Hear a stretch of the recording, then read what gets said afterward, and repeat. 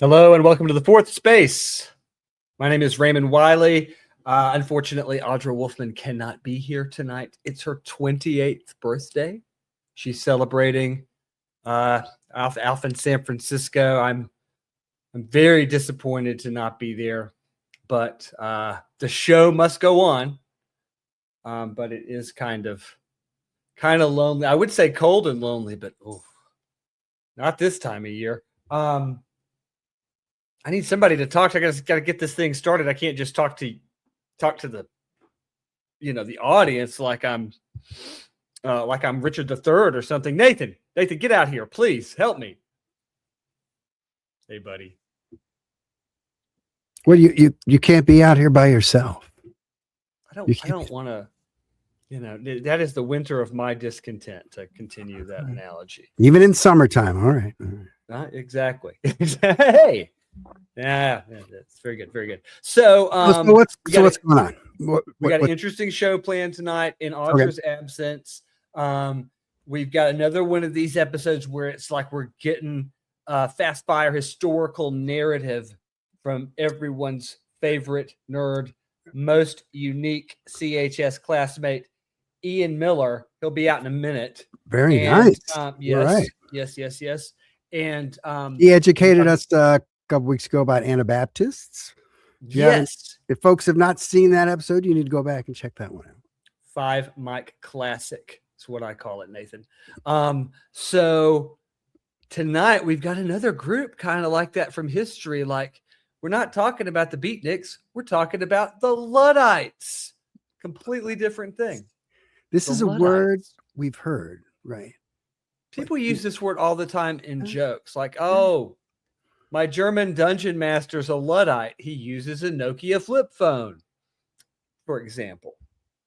I have not heard that one, but okay. Yes, it is. Well, I mean, I wanted to add in a little autobiographical detail to make it perhaps funnier. But by all means. Another one would be, wow, Chris Robinson from the Black Crowes, he's such a Luddite and an asshole. He doesn't like it when people use in-ear monitors on stage. Like, okay, old man yells at cloud. That's all I got to say. The asshole thing isn't required, though. That was just a extra. Exactly. So making sure. What we don't understand when we're telling all these jokes is there's actually like a really cool counterculture movement, labor movement that gave birth to this word, and that's actually much more interesting than my German dungeon master's Nokia flip phone. So, come on! Do not put down the Nokia flip phone. Okay, it's a classic. Okay, I tried it out for like a week for an episode of Retrophilia, where I wanted to experience what it was like to live in the 90s again, and Retrophilia. The other podcast with you and Audra. With me and Audra. Yeah, exactly. The one about for the those 90s. Of you haven't gone and seen the back catalog, go check it out. It's on the Substack. Yeah, so you tried it for a week, but you tried to be it was okay. It's tough if you have like an urban lifestyle. You want to use GPS, you want to get on and off the subway. You want to be an Uber driver. I couldn't really do that with a Nokia. But the feature phone, the dumb phone is gaining popularity now because there are folks who are rejecting. Yeah, there's a subset of kids these days that love this stuff. Getting the flip phones, pen and paper. Oh my God. And I was thinking about typewriters becoming good old typewriters becoming again. So I don't know why this is happening. Maybe Ian will have helped to. Well, Nathan, it's part of something more broad, and I'm sure Ian's going to want to speak to this here in a minute when we bring him on, where like people are like sick of the AI data center bullshit. They're sick of flock cameras. They're sick of all these things where like technology is supposed to like make everything better. And then like it just becomes some Orwellian tool of your oppression. Oh, put you out of work. Such John Henry. So technology will save us all, won't it? I hope so. I really do. But I think a person who's much better acquainted with this sort of stuff, especially with these Luddites, is Yes. Ian Miller. Let's bring him out. Let's bring him out. Ian. Ooh. Oh, hey guys, how are we doing this week? Doing good, buddy. How are you doing? I'm all right. What were you doing? Nothing to worry about. I've been doing a lot of reading, and on the feeds recently. As Raymond has noted, like I too am seeing a lot of stuff about sort of technological angst at large, whether it be concerned about surveillance, having your data collected, again, AI and technology eliminating jobs. And yeah, I couldn't help but be reminded of this Luddite movement because, for the longest time, much like Raymond, I only used the term literally to describe my father and his Nokia brick phone from 1997. So I didn't appreciate that I was using the term correctly, but for all the wrong reasons. Okay. How and so? there's a really interesting story behind this. So before we want to get in real quick, I want to do just a little bit of credits and disclaimers. One, a lot of the information that I have, I pulled from a great book, and honestly, maybe one of the best titles of a book ever. It's Brian Merchant's Blood in the Machine, which goes over a lot of this. It's from 2023, if I remember correctly. So shout out to Brian Merchant's Blood in the Machine. He talks about the Luddites in that. Also, just fair warning, despite the bit a second ago, this is not some sort of call to arms or call to action. This is us talking about something. I'm not telling people to go out and start destroying flock cameras or trying to find all the precious gold and copper that lies therein. You can consider this more of a warning. I'm glad you gave us that assurance because I was getting worried already. I mean, look, nobody's encouraging illegal behavior, but can you just for information's sake, for basic news, can you unpack what this is about gold in the flock camera? What's going on there? The joke being that there's so much wiring and circuitry in there that you can pull like X amount of value in raw metals. Okay. So it's like that's one of the jokes that I've seen going around about how to destroy flock cameras is go tell your local homeless, crackhead how much raw copper is in one of them. Walk away, washing your hands of the situation. This will resolve itself.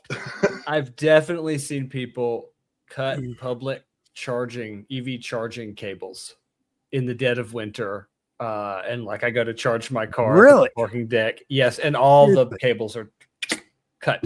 Yeah. They've sold it at a copy. You could probably walk to the recycling center right down the street and be like, oh, there they are. Yeah. I wonder if it's like the guy at that owns the local gas station. I mean, I've heard about. It's like a representative of Armaco or something like that. Here in Pittsburgh, the problem I think hasn't been so much EV cables. It's been old homes that are abandoned or empty that people going and get all the copper pipes out of them because all the older homes have those. Right? That was happening during the recession last time, where there was one particular in Atlanta where they would sneak around and get all the copper out of the HVAC systems at the church. They'd go steal them from churches because ain't nobody around most of the week. So anyway, Ian, I think we're probably pulling you off topic a little bit here. No. I mean, some of this kind of fits in oddly enough, but because again, with the Luddites, like it's a confluence of a lot of factors that are kind of rhyme with things that we see today. Like I said, I encourage you guys to stop this at any point when something starts to sound familiar. But to really start off with, to understand the Luddites in full, you have to go a little bit further back to about 1600 in English history. So at this point, you're seeing some evidence now, like some scholars, especially with Cambridge is another resource I used when I was looking through this, are arguing that like while we think of the industrial era as more of like the Victorian England thing, like you were starting to see more of like the academic definitions of it happening earlier in the 17th century. Like you were seeing basically a transition from a primarily agricultural workforce, like a bunch of farming peasants, to a manufacturing force, whether they're making, ships, parts that go with the shipping industry, But the big one was textiles. Like at one point, I think in 1750, I was looking at the data earlier, up to 13% of the entire male workforce of England was employed somewhere in the textile industry. Like to put that into perspective, that would be like if you took every single healthcare and social care worker and government employee in the United States, that would round out to right around 13%, like all of that combined. So this is a huge amount of people in the working male population of England. That doesn't even include the fact that women were employed in this as well. In the early parts of this transition, you had the quite literal cottage industry, where a family would have like a loom, and the father and a son or wife would work the loom, because you had to have two people to work it initially. And then traditionally it would be a father and son working the loom, and then all the women would be spinning yarn. But eventually you had the spinning jenny came out, or not the spinning jenny, the flying shuttle. It was the first invention that allowed it basically doubled the production, because it allowed one person to operate a loom instead of two. Okay. But it also created an initial imbalance, because in this initial like cottage industry, where merchants are basically bringing in materials to these little villages, dropping them off at farmhouses, and be like, okay, make yarn, take the yarn to the next house, make cloth, take the cloth to the next area, make finished goods, ship it out from there. That was another one of the stats that I saw, was that like the textiles at this point accounted for like 17% of the total added value of the British economy from raw goods. Is this all wool? This is all wool? Okay, so Mostly? Initially, yes. Like Britain starts this industrial production primarily using flax and wool, but this is when they're starting to get into large cotton supplies. They're getting cotton from their colonies in the Caribbean and North America initially. And then later on in this process, even when they lose North America, they're getting India at that point. Like they're starting to lock down more parts of India, and they are bringing in enormous, like hilarious amounts of raw materials from India. Like all the economic wealth from India in raw materials is basically being shipped straight to England. Now I assume at one time, you had your, at home, you would have, a family that would do the whole process, right? They'd have the raw materials, they would create the yarn, they would create the product, and then they would go sell it themselves. Generally speaking, it would end up a little more specialized. Or was it always, it became pretty more specialized pretty quickly once you had like looms and things? Yeah, well, and it was kind of specialized by necessity, just because the amount of work that one family could realistically do was limited to like one type of thing. So like you'd have one family that would create yarn, or in some cases, like, again, part of the household would create yarn, the other part would create raw cloth, but then like that would get taken over to a different house where they would have croppers. And that was all that they would do, is sit there and crop the raw cloth into more finished cloth sheets. And then that would get sent off to a tailor household. And the merchants would sort of facilitate the transport, not only of these raw materials coming in, they would bring them to the families, but then would, move the goods along the line. So it was sort of like this assembly line, house by house, as opposed to just in one building. And honestly, that's one of the big things that starts happening. But I'm getting slightly ahead of myself, because again, just to sort of reveal the math again, the shuttle, or the flying shuttle, comes out, and now you've halved the workforce necessary to produce the yarn. But this creates an imbalance now in the weaving section of the actual cloth making, to where like it throws off how many people you need employed. And this actually kind of works out well for the peasants for a little while, because it makes the labor in such high demand. Like you can't produce enough fast enough. But eventually the spinning jenny gets created. And shortly after that, you get the water frame, and they combine these to make your first like water powered large scale factory. Now the spinning jenny, what was that? How is that now? You had your looms before, and then what did that do to the whole process? So, well, then, so the loom, the big initial advancement on the loom again was the flying shuttle, and then the spinning jenny kind of automated that, and then, or the spinning jenny put the whole process to larger scale, and then the water frames made it to where it made a higher quality, and then when they combined it all together, they came up with what they called the water mule, and that was basically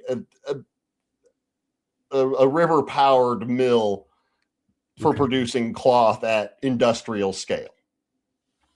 Okay. So it's not using like a Robert Fulton steam engine yet. No, Okay. none of those. Like, and again, that's sort of the things that we like to like visualize when we're imagining the Industrial Revolution. But like that sort of thing is still a few years down the line. Initially, it's just the idea of getting basic machines that can get any sort of power. Again, usually it's by water mill at this point.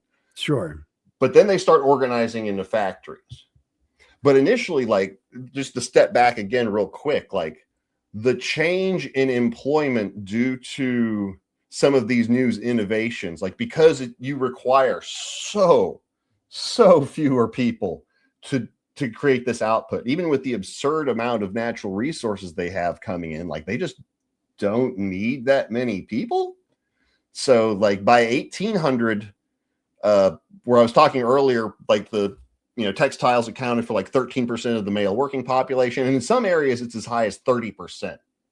Like we were talking, this is everybody was employed in this industry. By 50 years later, in 1800, it is down to 6%. Oh wow! And one of the other over what span of time was that? About 50 years. That's but again, this is the 50 years in which all of those inventions are invented, patented, and start being mass utilized. And there's strife because of this mass, unemployment created, as you could imagine. There's a few violent protests in the late 1700s, 1770s, 1780s, where the workers would get together and they'd storm some of these little, proto factories and would destroy machinery and, basically as their way of complaining. And Parliament did not take too kindly for this. One of the first things they did was they did the Protection of Wireframes Act of 1788, which was a 4-part Protection of Wireframes Act. Yes. It sounds like something your city council. We all know how terrible that was, right? So yeah, they're in danger. Go ahead. They're under dire threat from these ruffians.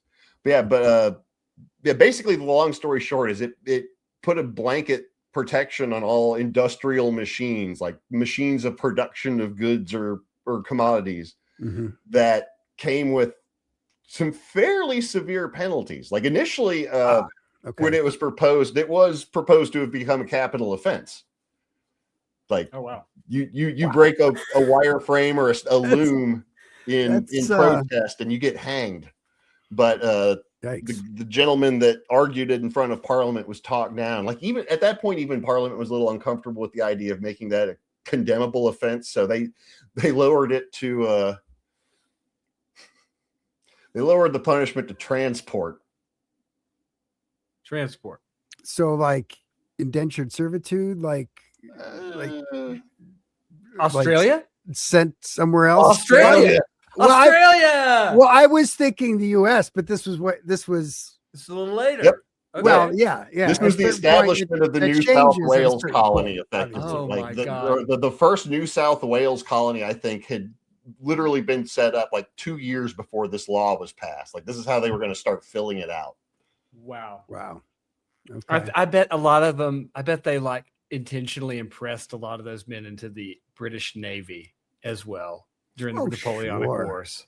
Okay, yeah. There's all sorts of goofiness that gets on with this, but yeah, like I mean, I have to say, if they just happen to be waiting around at the docks for the ship that's going to transport them to Australia, and a press gang from one of the naval ships in the neighborhood just happens to come by, all of a sudden all those guys are gone, and they're mopping the decks and God knows what. But so Ian, can you imagine how bad the pressure must have been at the end of the 7 Years' War, and then later at the end of the Napoleonic Wars, because you already had labor shortages.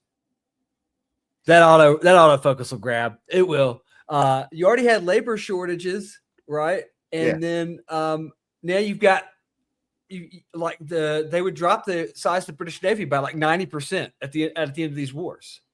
Okay, so you got all these guys coming home. Oh, yeah. No jobs. No jobs. Yeah, no jobs. And if you also recall, like right as this starts getting to a head is when the continental system kicks in during the Napoleonic Wars, where Britain's basically, embargoed from raw materials from Europe. Mm-hmm. So like it's very interesting. A lot of the different working factors that make people so desperately poor at this point. And chief amongst them may have been Parliament.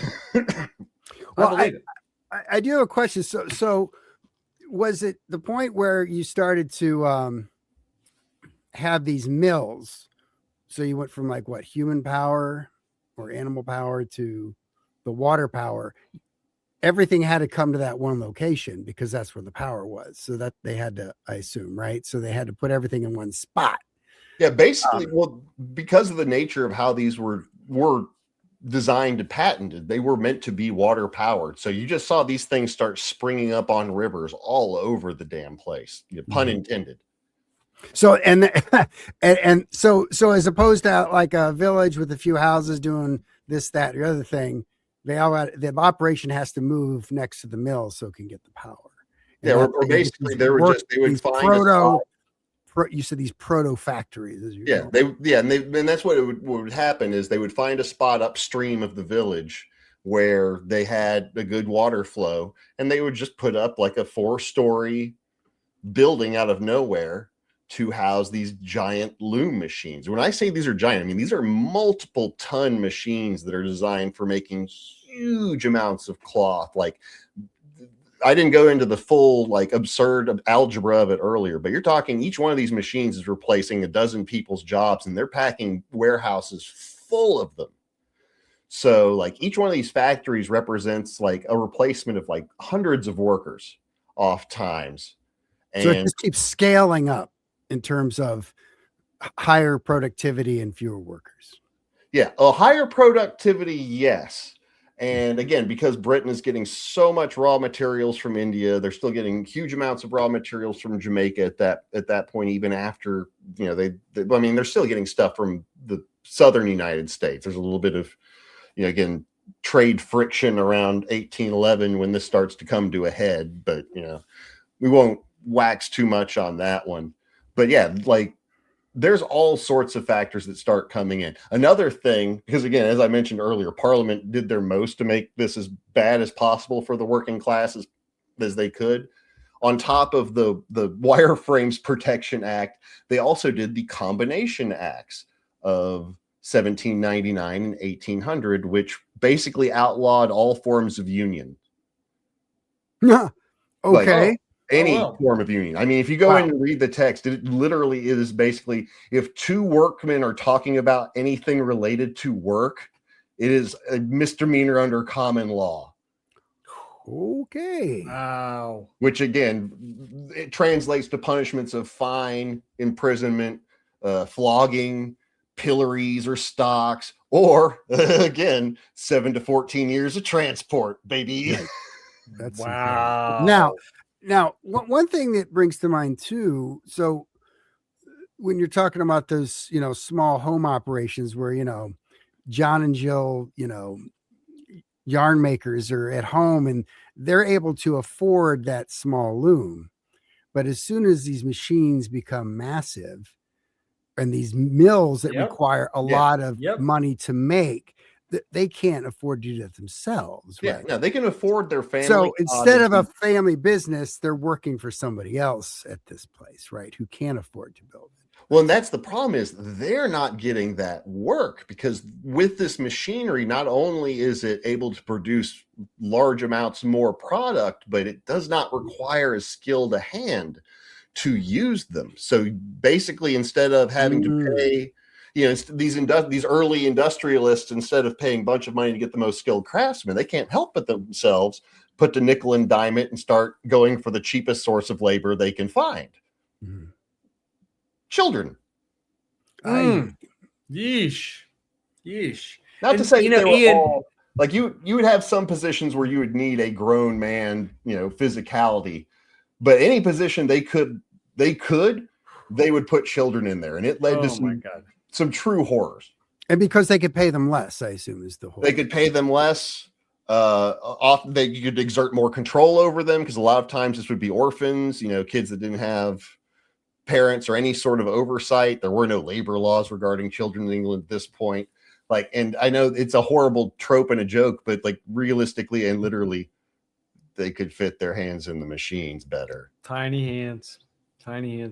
There were so many elements of these large loom weaving machines where they're counting productivity by the minute of operation. If you can do maintenance or cleaning things without stopping the machine, that's money in your pocket. So if you can get a child to reach into this loom while it's operating to pull out some debris, or to get the flying shuttle loose if it gets stuck somewhere, that's just good practices. Increased productivity. Yeah, you find little Jimothy and you say, "Hey, buddy, we're going to play a game of grown size operation. And if you don't touch the sides, you win, going home with your arm." Ooh. Another thing that's happening during this period, I don't know if this came up in your research, Ian, is that what they call it a sort of land reform, a sort of misnomer. And so at this time in England, and then they also brought this in for everyone that lives in India during this period, you could no longer pay your property taxes with your crops anymore. You had to pay with currency. And so you have one bad year, one famine year. Now you're in debt to the local bank or the local landlord to get your crop out the next year. Okay, well, now if you have another bad year, suddenly the bank owns your property now. Yeah. You're selling your assets too to pay. Exactly. Too, right. Exactly. Some of which you're making money at, right? This happened to millions and millions of people in the 17th or the 18th and 19th centuries. Yeah. It's called the Zamindar reforms in India. Yeah, and I think though, as far as with the British Empire is concerned, those sorts of reforms were more a thing in India and Ireland than they were in England proper. Because while I talk about these people living in their cottages, these were more often than not rented properties, like they were living on someone else's estate. Mm-hmm. But they could generate good livings for themselves when it was still in the cottage industry style. Like a man and wife could support their family working out of their house effectively, truly living the dream of the modern man. But yeah, this mass wave of industrialization kind of took that away, and it wasn't. And they were skilled labor too, so they could command more pay for that, right? Yeah, if they were skilled, and that's one of the things valuable, right? Yeah, and that's one of the things with the Luddites where they get mischaracterized as being anti-technology.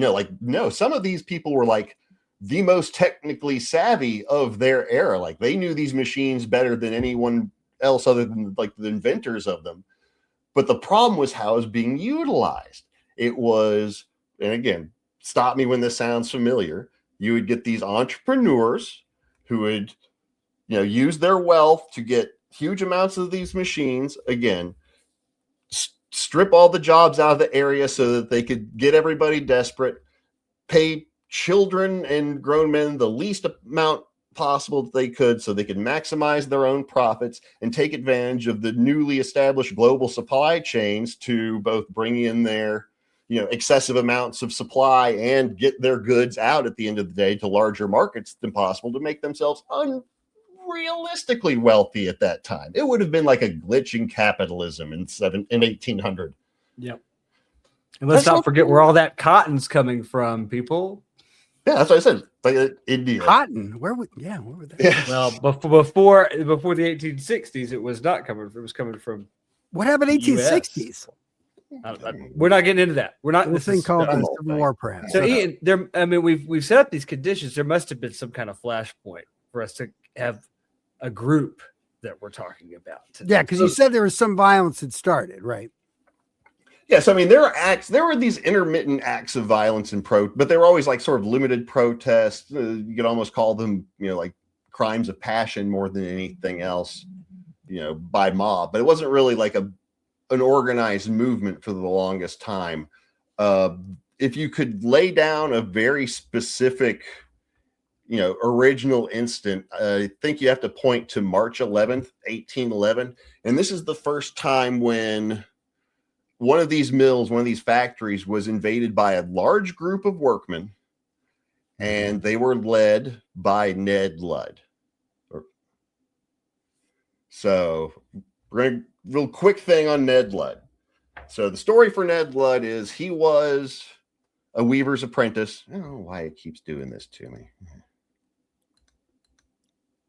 Out of focus. Logitech special. Yeah.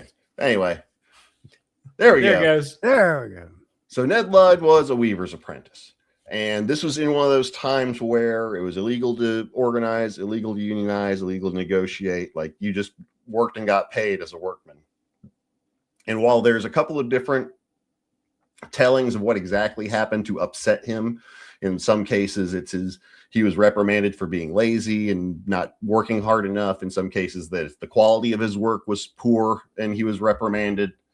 In other cases, it's just that he was being made fun of by the local youths.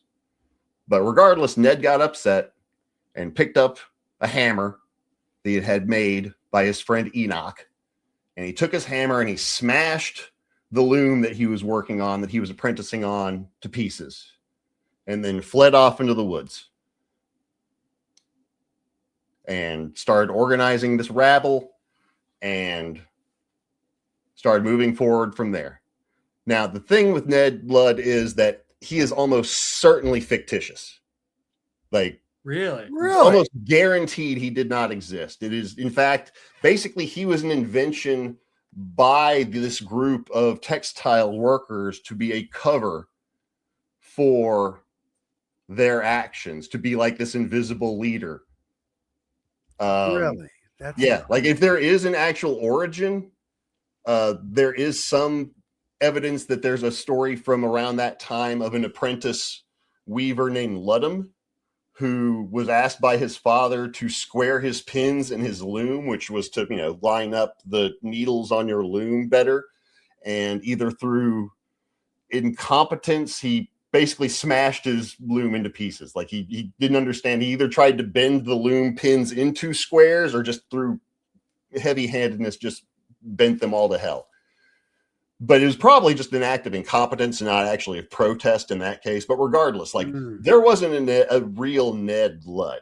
Like Ned Ludd was a fictitious creation of this one protest specifically, because this protest did use the claim we are being led by Ned Ludd. This April, 1811.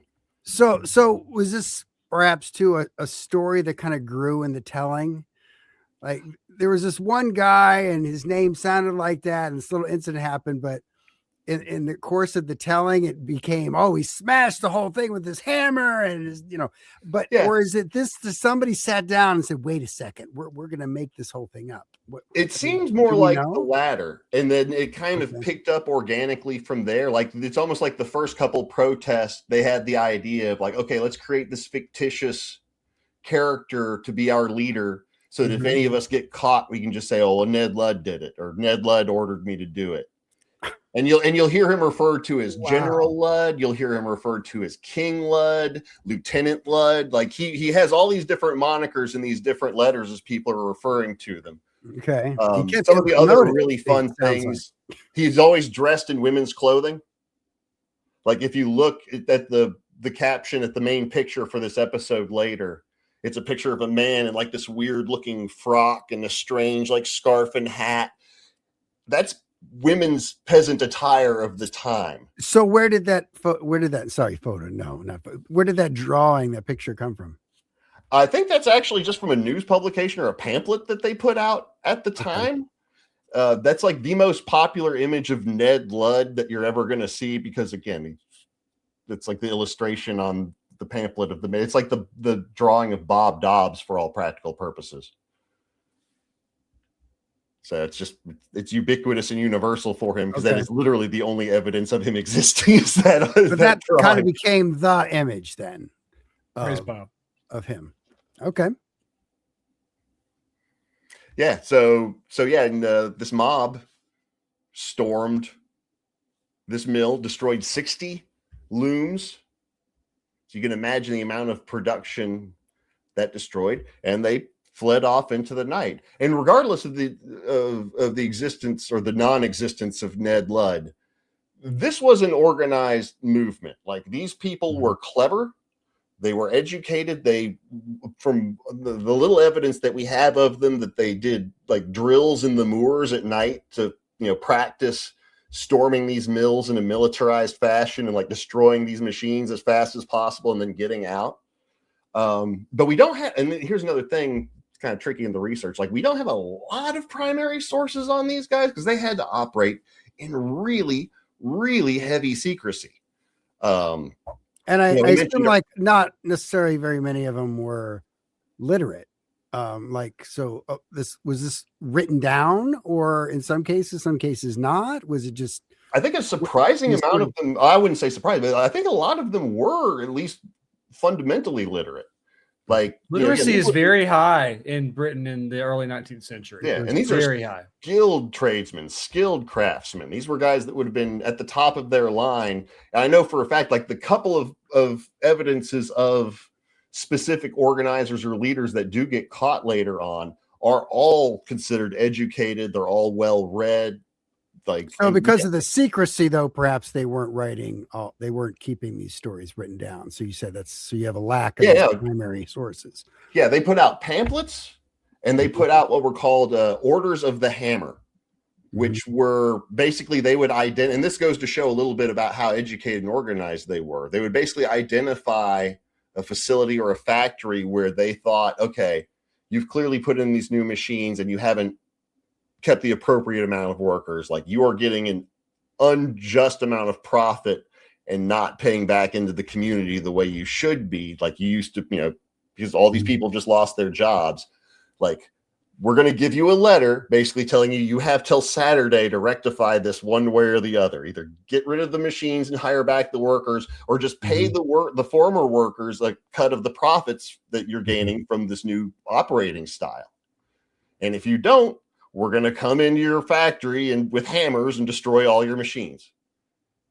And so, like, these would start popping up on doorsteps of mills all over central England in this, 4 or 5 year period. And some owners would give in and get rid of the machines, or again, pay sort of like almost like an insurance scam from the mob. It's like, oh no, I don't want anything to happen to my precious looms. I have to say, though, I mean, I don't know. You talk about like rabble and mobs. I think really, though, it was disaffected workers going to the buildings and decommissioning these problematic machines. That's really what's happening. Right? Oh yeah. No, one of my like UBI to me. Yeah. Well, and one of my favorite terms that you'll see thrown around sometimes with the Luddite movement in like the real academic pieces is collective bargaining by riot. I mean, bargaining. Yeah. I mean, again, the initial thing was bargaining, and to be fair too, they had appealed to Congress, or to Parliament rather, before this, acting for some sort of illegal reform to help them out, whether that be some sort of a minimum wage, or again, a tax on the machines or the machines production level specifically, and then using that funds to help with the families at that time. Like, they sought every possible remedy that was available to them, whether it was, again, changing laws. We asked Parliament to change laws, Parliament won't change laws. We try to organize, Parliament makes it legal for us to organize, and they won't change laws. We try to go, negotiate with hammers, and Parliament makes it even worse for us to negotiate with hammers.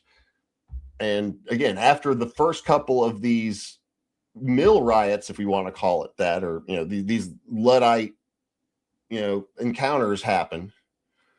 The first time Parliament comes back into session, again, they go back and they change the wireframes protection law to make it a capital offense. Actually, one of the only people that was there to protest it was a very young. In fact, it was his maiden speech at Parliament was Lord Byron, and he spoke in defense of the Luddites. He also spoke just largely at the incredible squalor that was going on in those working parts of England at that point in time. Like, I cannot stress this. I know this is very bleak and I apologize, but like, no, don't with the amount of children and like the conditions, like, this is in 1800. There's going to be 30 years of labor reforms to make it as good as Oliver Twist. I knew that's where you were going with this. I knew that's where this was going. I was like, that's bonkers. There's going to be a lot of positive change to even get to Charles Dickens. So at what point? Deadly. So at what point too did they start? Now, was it after this point that they might have started transitioning to like steam power? I think for this nature of operation, like water mills were just the way to do it. Like a steam engine could not quite get the consistent amount of power that you would want from there for a while. Like, I think it took a few more decades before they could get to that level of production on steam engines to match the sort of power as an entire technology river. Still had to. At first, they were used to pump water out of mine shafts. That was, I think, the first use of a piston steam engine. So, because obviously the thing that came after that was the incredible pollution that then started infecting urban areas with all, with the coal-fired steam engine. But we hadn't gotten there yet. No, and they still have plenty of their own filth at this time that they get to deal with. I mean, we're still talking about late Georgian era London. I don't think sewers are. I think the Great Stink is still on its way. So, so what did they do when Parliament came back at them again? Did the movement continue or? Oh yeah, no, absolutely. Like, because again, so Byron gives a speech, and I just have to give out this little quote from Byron. It's a lovely little bit of his speech regarding, again, the conditions when he's 1810 or 1810, 1811. When was this? This would have been 18. I want to say early 1812, like beginning of session of 1812. Okay. So again, this is straight from Byron's maiden speech in front of Parliament. He's like 23 or 24 years old at this point. And he says, I have been in some of the most oppressed provinces in Turkey, but never under the most despotic of infidel governments did I behold such squalid wretchedness as I have seen in my return in the very heart of a Christian country. Wow. That's an indictment, isn't it, though? Yeah, again, we are 30 years of positive change away from Oliver Twist. Like, it is so bad right now in England. They're going to send the Navy after the Atlantic slave trade decades before they do anything to help these folks. Oh, yeah, no. They will do, like, again, the actions of Parliament over this entire time and the way they respond to all this, you can tell the entire time there's like, oh, God, get rid of these meddlesome poors so we can go back to the business of making money in peace. It's like, honestly, and again, that's sort of like, look at the whole Australia, like the transport as a form of punishment. Like, they were literally trying to figure out any way they could throw more men at colonialism. It was like, get caught jaywalking, fuck it, off to Tasmania with you. Well, they're settling South Africa at this time as well. There's a little bit of settlement of South Africa. Like the voyages, as far as I could tell, for most of these transport convicts was, you would go from England, you'd make a stop in South Africa, and then you would land in New South Wales, like usually at Botany Bay. Oh, that's where that comes from, Star Trek fans. Jeez. Okay. So they were, obviously then there was like a big surplus of labor too. Like they were like, oh, we can get rid of all these guys, and I mean, men and women, though, I suppose. Oh yeah, and we still have plenty of workers left. We still have plenty of kids left. yeah. We don't need streets are just lousy with children for us to put in the workshops at this point. Boy, you understand why, when you think about that, you definitely understand why there was such anger that would lead to people doing this sort of thing. Yeah, because I mean, they had, again, you think it like this bucolic, charmed life that they had with, the husband and wife working the spinning wheel, at least relatively speaking, right? in their home. Yeah. Yeah. Not a euphemism for anything. No, literally just making textiles at home, earning the living, everything that they need. They go to store, have enough for shopping, have enough for their rent. Snatched away from them by entrepreneurial madmen with giant machine facilities and an unwillingness to. And you said a period of like 30 years? What's that? In a period of 30 years, this transformation happened. I mean, yeah, effectively, from about 1770 to 1800 is when like these factories start springing up. Because again, it's still relatively simplistic. These looms are still simple enough where, like you said, like every one of these farmhouses has one. One of the fun things with the flying shuttle is like, it's a very small and simple device at the end of the day. And this would sort of become like a family heirloom that you could pass down generation to generation, like father to son or, wife to daughter, of like, oh, here's the family, flying shuttle. Use it to make, all your clothes and sheets or whatever, or to make your livelihood. Sure. At that point. And then again, all that gets snatched away as they start making factories and filling it full of urchins.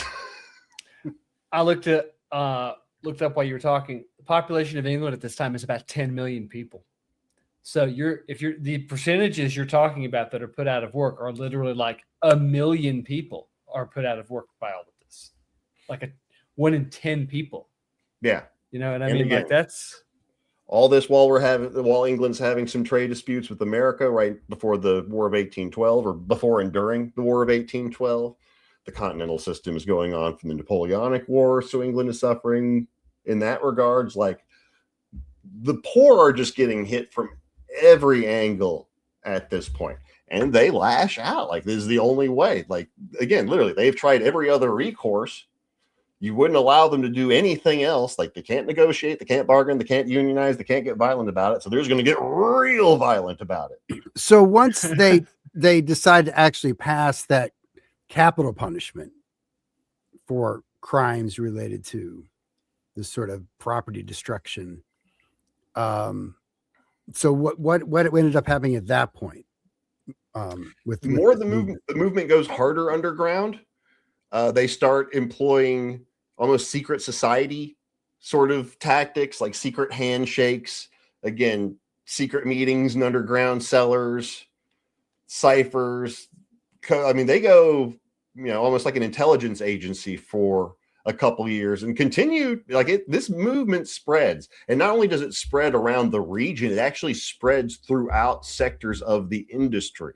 Like the original, that original protest I was talking about in April of 1811, that was specifically hosiers that were protesting in that group. But then later on, it became croppers that started protesting. And then later on, it became lace makers that started protesting. And some of these protests, they found that there were people, like, it just became a working class movement where there would be people involved in industries that, like, not only weren't related to this industrialization of sectors, but were like directly benefited from it, like steel workers. So when it went outside the textile industry at a certain point.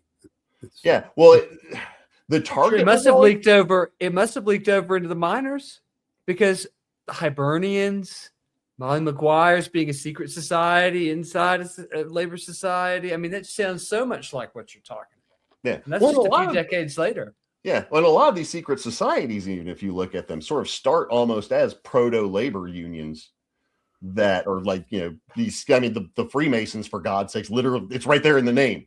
They're stonemasons. They were skilled stonemasons. Right. They got together and then it just ran off from there.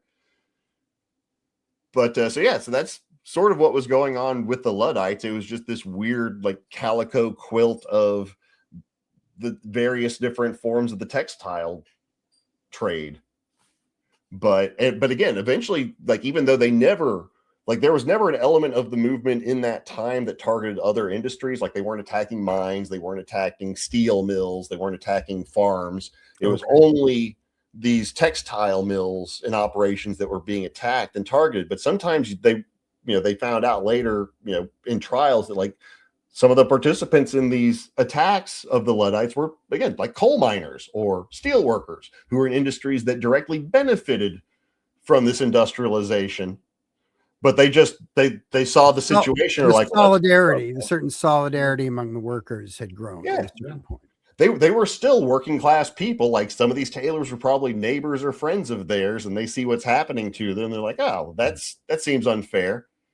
Like, we're producing all this additional wealth, basically, and instead of distributing it, it's just this one dude who has his hands on the reins and has the key for the front door, gets to hoard it all after the fact. Yeah. Is there a certain amount of class consciousness growing at this point, or is that not really not to that point yet? Really? I mean, the Enlightenment's in full force at this point, so I'm sure there is. Like, it's not going like full, like, there aren't, any of these guys sitting around contemplating, the means of production or anything, but there's certainly an awareness of, oh, we are working class. There's like this entrepreneurial, like, upper middle class almost. And sometimes it's, upper class families that are pushing money down to this new operation to start a factory. So both old wealth and new wealth, Yeah. It's a mix of old wealth and new wealth. But either way, they are completely against the poor people. If you don't have wealth, they don't want you in the club. So it sounds all very familiar. You're right. It sounds all very familiar. And here's something else I bet that would sound familiar that these people might describe from the way you're talking. It's like, maybe they have a memory of their parents and their grandparents having a much higher standard of living, owning their own home or their own plot of land, having more control over the future. And they're seeing, we don't have that anymore. Or literally just have any living. Like, that's the other thing. Like, one of the big phrases that gets thrown around, like, when they're accusing these mill owners, is they're taking our bread. Like, literally, like, you are taking the food out of mine and my family's mouth. Like, I have no way to sustain myself outside of what I've been doing for X amount of time. And now you're taking it away and not offering any viable replacement for it. Like, what do you expect me to do? Just lay down and starve to death? Sure. No alternative. Yeah. So you're not just losing your job, but then you don't have any alternative on top of it. Yeah. Again, and even if there was some sort of alternative, you have a million other unemployed weavers and textile workers out there competing for those jobs, and none of them are getting it because children are still cheaper. And there are no legal protections against hiring orphans and putting them in whatever, just throwing suffering at the factory until you maximize profit.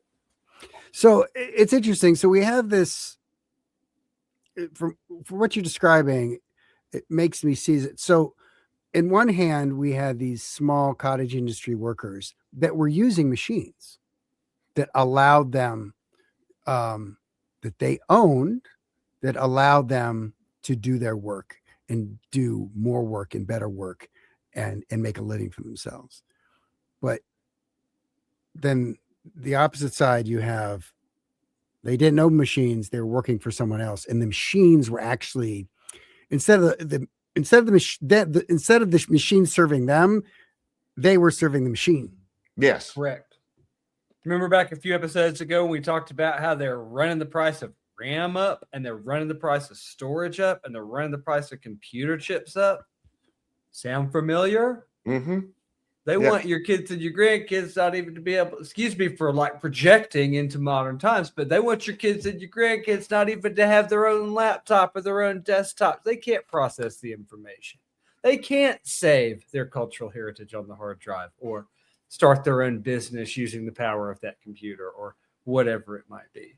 And that's the way, it sounds like that's what happened with these mills and factories and these weaving technologies, these textile technologies. Yeah. Disruptive. Yeah.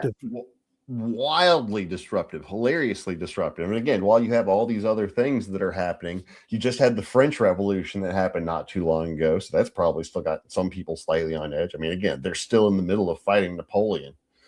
So, yeah.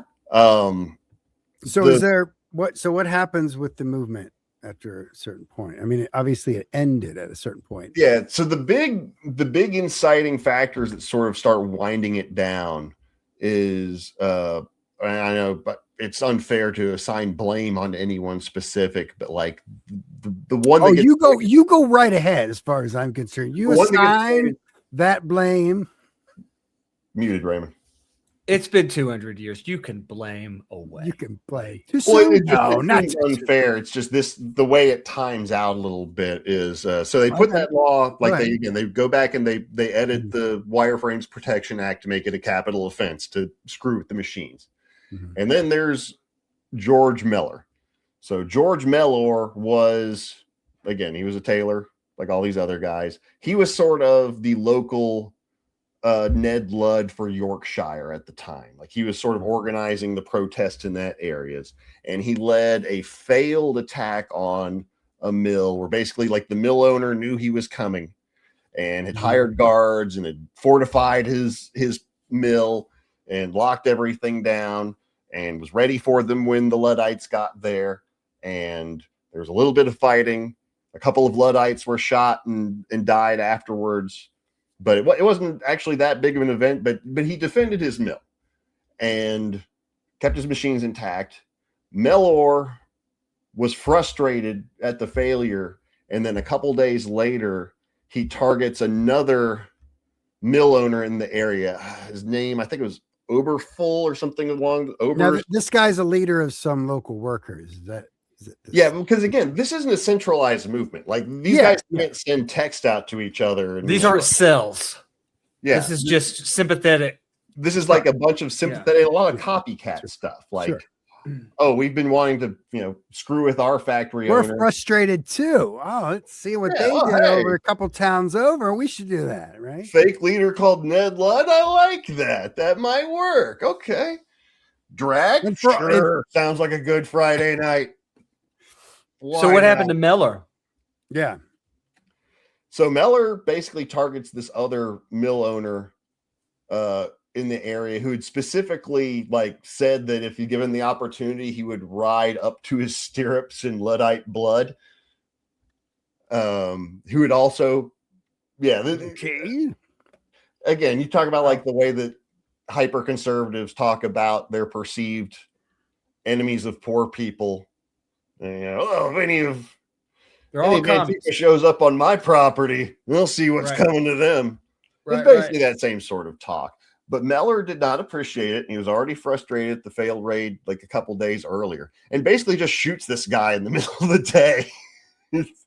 Whoa! It might have been early evening, but he just finds him on the road, not too far from his house, and shoots him in the gut. Hunts him down. Whoa! Wow. Okay. And the combination of these two events in such a short time frame, okay, Parliament takes notice again, and they send the army. Very specifically, the dragoons. Okay. So an army of about 12,000 men go marching into central England. Yeah, okay. Yorkshire area to put down the rebellion. And to put this into perspective real quick. So again, it's about 12 to 13,000 guys is the best estimates that I see for how many English troops they send in to put down these peasants. They sent earlier that year when Wensleydale, I think that's how you pronounce it, the future Duke of Wellington, when he starts his peninsular campaign that same year, he lands with 14,000 troops. And that's in Europe, right? That's the whole country of Spain. Yes, that's trying to liberate all of Spain. Yeah. Okay.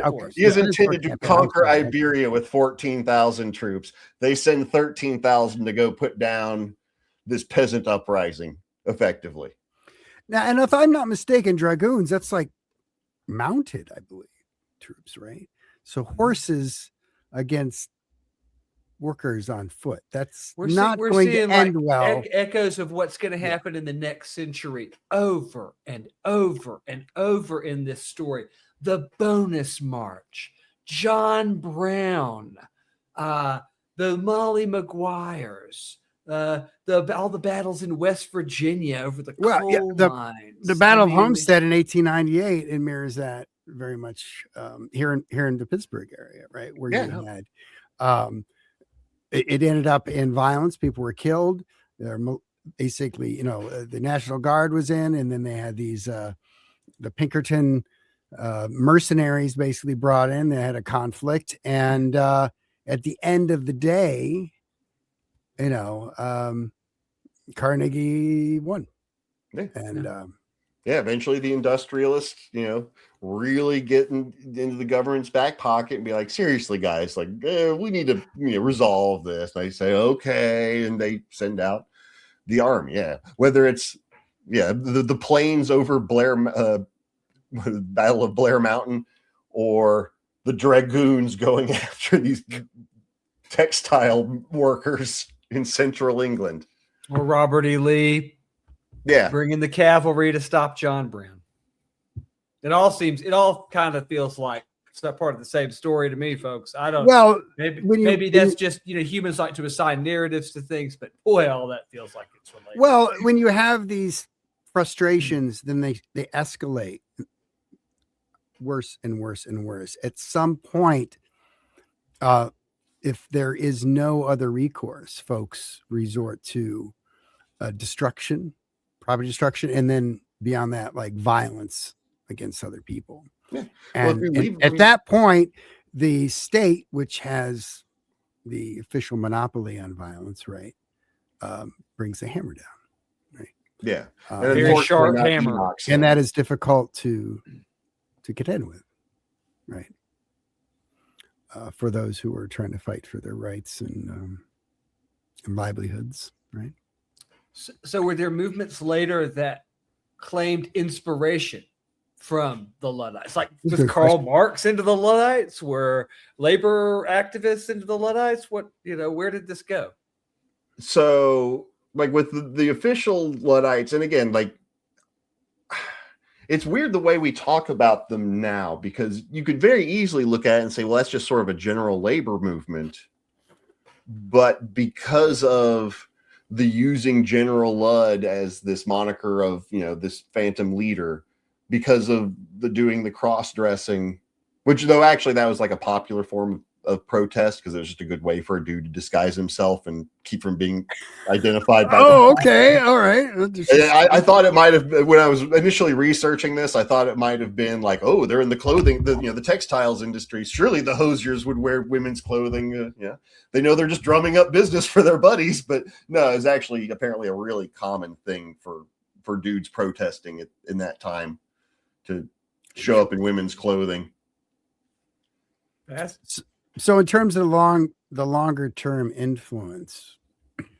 So when we talked earlier about it took a lot of years before they get to Oliver Twist, one of the first reforms that happens for the positivist workers is, and I want to say it's 1825, but I don't have it right off the top of my head, but basically the Combination Act that we were talking about earlier that forbade any form of unionization, any form of organization within workers, was repealed to a degree that allowed for basic labor unions. And this was by, again, like mid 1820s.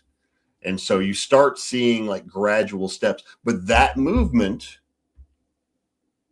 was led by a tailor. Okay. No, there's a connection there, obviously. So there's still like this through line of the textile industry in England trying to get going from that point. But it's a really interesting movement. Like I said, we skipped a lot of things. There was a lot of comparisons of them to Robin Hood, where they incorporated a lot of his legend, partially because they were actually based out of Nottingham, and like Sherwood Forest was literally right smack dab in the middle of where they would hide at and like drill at sometimes. But there were folk songs that were written comparing the two of them. Some of the folk poems around it are actually pretty entertaining. Byron had another one that he actually wrote basically as the movement was being wrapped up with trials. If you'll forgive me, hopefully I can pull off this meter correctly. As the Liberty lads o'er the sea bought their freedom and cheaply with blood, so we boys, we will die fighting or live free, and down with all kings but King Lud. Oh, wow. Amen. Amen. And if he was making a comparison to those British soldiers, whether it was the Peninsular War or wherever they were, deployed, who were dying. They're like, I think he's talking about. No, he's talking about the Americans. As the Liberty lads o'er the sea. Like, I think he's talking about America. About us. Yeah. Okay. Bought their freedom and cheaply with blood. Okay. Interesting. All right. That makes more sense then. Okay. Very good. Wow.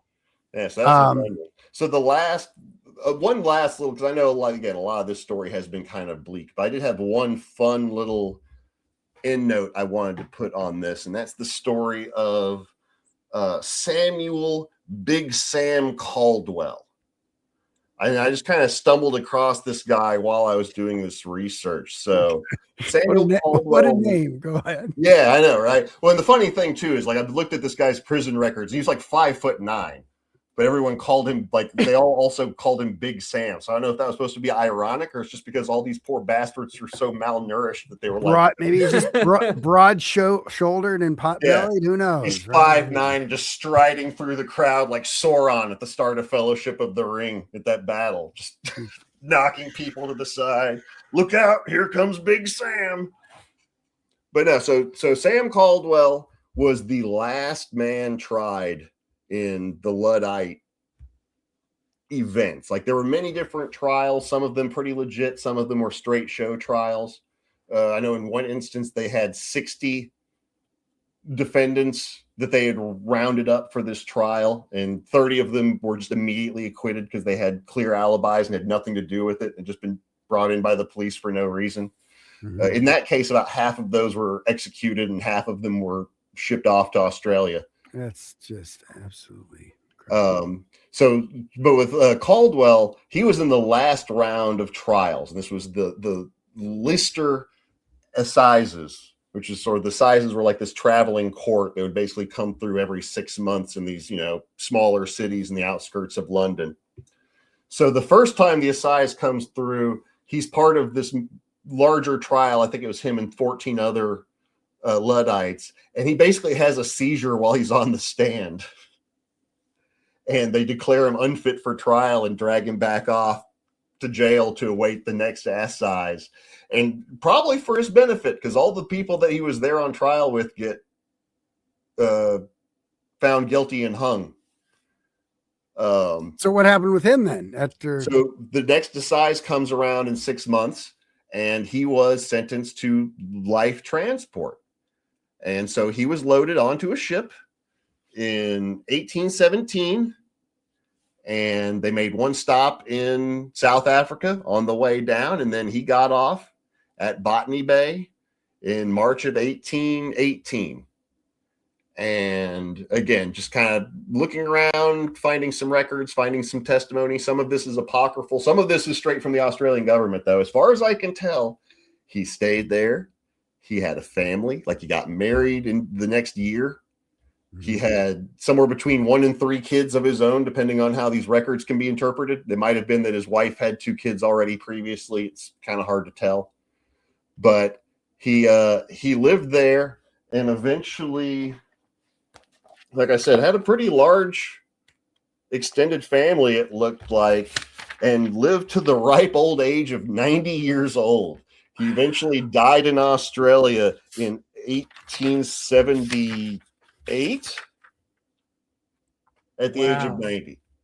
Wow. I wonder how like all these Luddites being transported, like affected in the long term, like Australian culture? Like, what is it that are there things about Australian culture where it's sort of descended from this a little bit? I'm no expert. I don't know anything, but it'd be interesting to find out. We need to get an Australian on here to talk about it. I guess so. Somebody from New South Wales. Yeah, get in here Perhaps with your drunken criminal accent. Tell us what's what. No, like if I had more time, I definitely want to look into that because, like, I know that one of the first big industries out there was sheep. Yeah. Well, it's still a big industry. Well, that would make a lot more sense if you basically had filled, half of your penal colony with textile workers.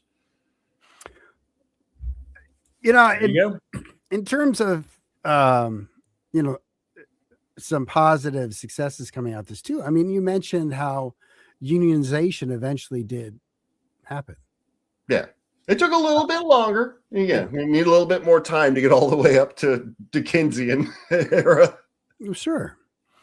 And when you talk about, to go back to the example of the steel industry in this country, by the time you're getting up, 2, 3, 4 decades later in this country, the Steelworkers Union becomes one of the most powerful unions in the country. Oh yeah. And those become, while they still are dangerous jobs, they become maybe a little less dangerous, and a little better paying. So yeah, sometimes it does take time for perhaps the counterculture movement from these things to be accepted by the larger culture. Yeah, or for just the larger culture to get organized and swing against it. That is one of the things I worry about because, obviously one of the big parallels you can draw is with AI and it taking, it replacing people and getting rid of jobs that may never arise again. Like in so many of these menial positions, quote unquote, that we're expecting AI to replace, the idea isn't like, oh, this will give us so much more time to pursue art and dance and things that we like to do. It's like, no, this just means that, we need less people, or we get to pay less people to do more work using this as the tool. Like this will be the new loom. This will be the new spinning jenny that we will get fewer people to extract. Like, somewhere Sam Altman just has a orphanage that's just full of children running prompts on OpenAI, trying to train the algorithm a little bit better. Well, and you mentioned more time for art. The thing is, it's the artists that jobs are under threat.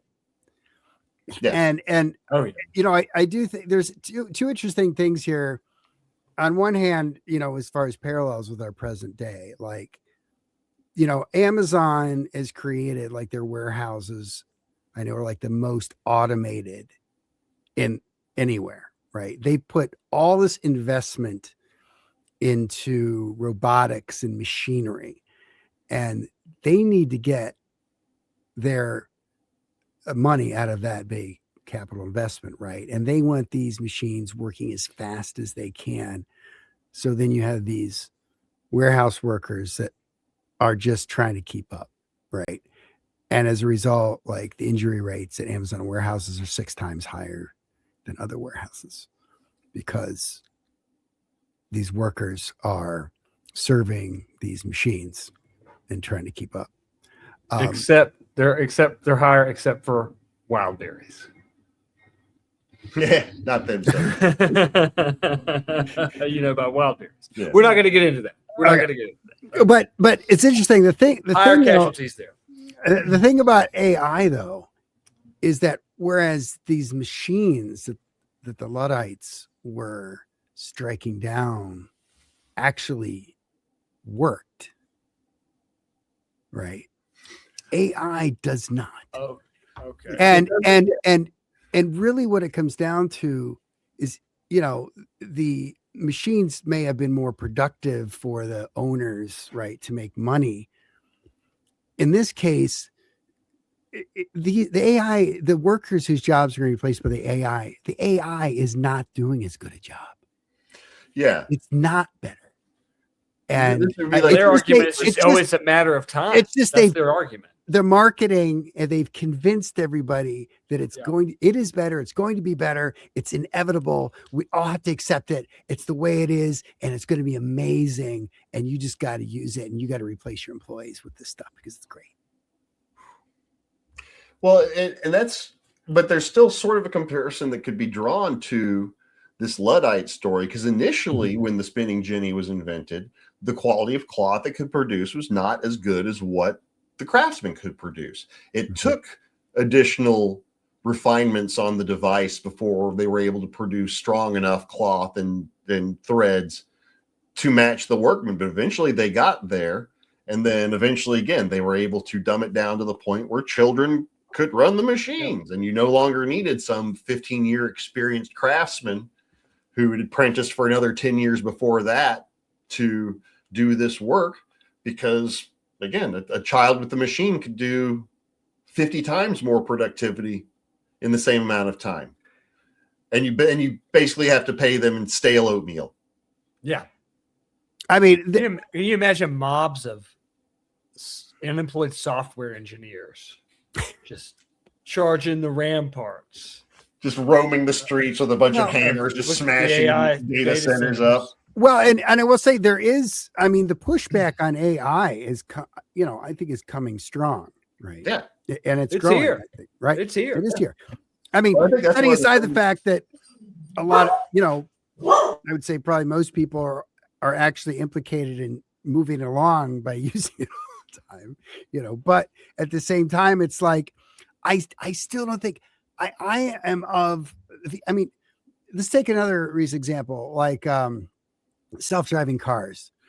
I mean, when is it, been a decade and a half when they started talking about this?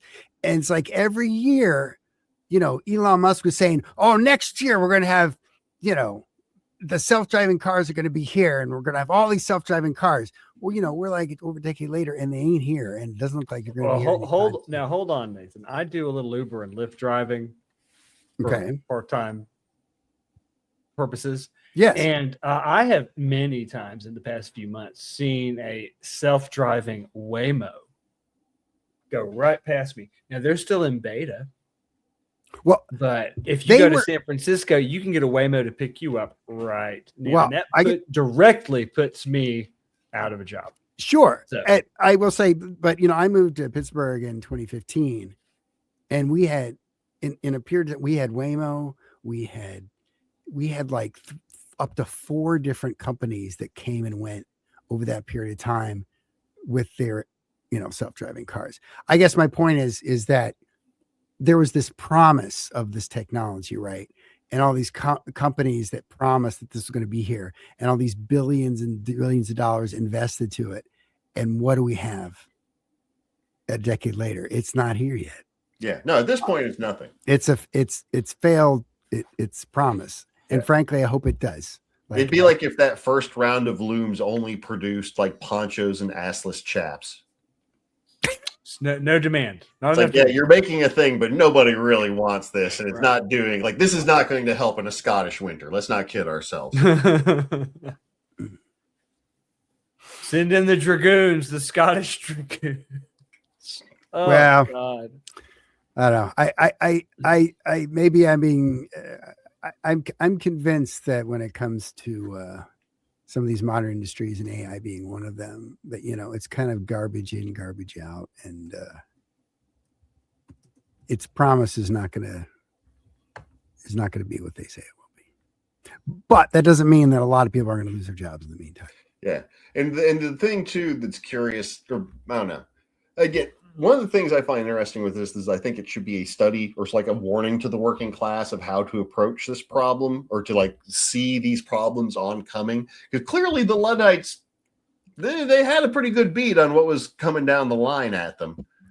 And, they weren't as successful in resisting it, but, maybe we could have a little bit of a better chance. I am worried about the division element that's going on. I think it's not a stretch to say that certain powers have been taking an active effort and trying to sow division amongst the working class to keep us at each other's throats over this, that, or the other. That's the story as old as the Luddites, right? So. Yeah, exactly.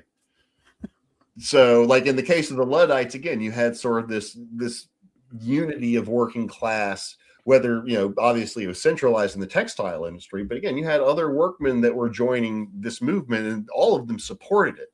Whereas I don't know if you could create a similar union between, tech workers that got laid off and secretaries or accountants that are getting laid off. And it's hard to bring subdivision dwellers together. Yeah, as right. We know that's one of the downsides of the suburban 20th century.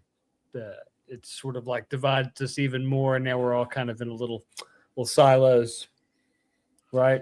Who could have known? But we've got the internet, at least for now. We own our own computers, at least for now. I still think there will be industries where they replace people, and they're just going to have to hire them back eventually because the AI is not going to be able to. I just got a comment from Chris. He said that he lived in Austin for many years. It's been a couple of years since he moved out of there, and he said while he lived there, they had Waymos the entire time in Austin, Texas. Mm-hmm. So there's, if you got enough tech workers, I guess that's where they roll it out first. That's all I can figure. So, well, guys, we're coming to the end of the episode tonight. Do we have any final thoughts or ideas about the Luddites? Ian, you got any wrap-up thoughts on this? I did want to give quick shout-outs to Ren and Chris. I had my script up over the comments section, so I didn't see you guys all episode. Sorry about that. Thanks for listening. Really appreciate Ren's been riffing all night, and then we had another commenter the other week. Beezus lives, and that might be Ren as well. That was riffing hard on my Substack comments or on our YouTube comments. So yeah, they are Ren. Great. Those Ren. Okay, good. So all right. Thank you to those who are watching right now and will be watching. Yeah. Just going back to the extent that the powers that be will go to, make the example. We were talking about some of the punishments and transport and execution. I forgot about the trend in executions at this period that they started doing on the poor and working class, where not only when you were sentenced to execution were you executed, but you were dissected publicly afterwards. Ew. Gross. This was both to help, push along some medical understanding in science, but it was also as a deterrent. Yeah. That's what you weren't supposed to. That's how they sold it to Lord Byron or something. Yeah. Well, and also according to some of the beliefs at the time, you couldn't get into Christian heaven if you were, chopped up into little itty bitty bits and, put into preservative jars, not given a proper Christian burial. So it was like this extra layer of punitive measures on top of everything else. Got to keep them pores in line. I love how, Ian, you're able to find these counterculture groups to tell these stories about, and they always, like the powers that be, just like hideous tortures and roasting you alive, putting you in the cage and hanging you there to rot away.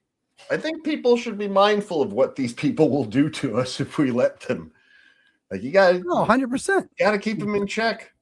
100%.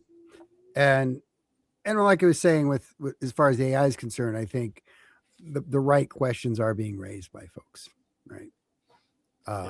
But I think the one concern is that it is moving so quickly to be able to keep up, and certainly in this case, I feel like it's not Congress that's going to be passing the laws to put the hammer down on workers. The corporations are going to do it all by themselves, right? Because there's nothing stopping them. Right? Yeah, that's the problem. Congress is supposed to stand between us and the corporate interest, but instead, they're on the same side of the tug of war. Meanwhile, you got got senators there, saying, "Oh, how do I check my email on my phone?" You have other senators now who's a Luddite? Dead, just dead. They are dead senators, still on the payroll. That's right. So can they be counted on? The aristocrats. It's been a real lively conversation tonight, not only on the show, but in the comments too. People have been chiming in. Wonderful. If you want to Wonderful. continue the conversation after we get off the air, come hang out with us in our Discord channel. We'll be in the voice chat over in our Discord channel. And if you haven't joined already, just send me a comment on however you're watching right now, and I'll send you a link. What else we got? We got other announcements? Well, We got a show next week? Yeah. Jordan Rothacker, author. Jordan Rothacker. excellent. Great author, sci-fi, fantasy, and former colleague of mine and Ian's from Athens, Georgia. Oh, wonderful. Yeah. And if somebody wants to share this, or they only caught like the last 5 minutes, what do they do? Well, it's this video will be available on demand on wherever you just watched it. If you're in YouTube, the live stream will disappear, and a video exactly the same length will appear later tonight. So Share that. So if you're like, my comment, where did my comment go? Well, your comment's over on the live stream, and That's we right. make it private after the thing's over. So it'll be a proper video on YouTube. Anyway, enough of how the sausage is made.